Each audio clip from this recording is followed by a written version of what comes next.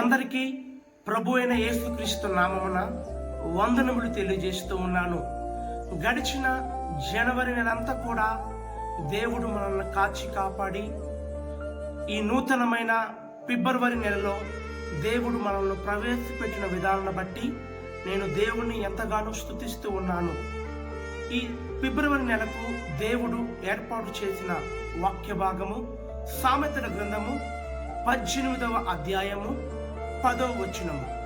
యెహోవా నామము బలమైన దుర్గము, నీతిమంతుడు అందులోనికి పరుగెత్తి సురక్షితముగా నుండును అనే మాటను మనం చూస్తూ ఉన్నాం. అవును ప్రియులారా, ఈ ఫిబ్రవరి నెలంతా కూడా యెహోవా నామము చేత ఈ నెల దేవుని నామము నీకు ముందుగా వెళ్ళి ప్రతి విషయంలో కూడా నీకు తోడుగా ఉండి నిన్ను ఆదరించి బలపరిచి నడిపించునుగాక.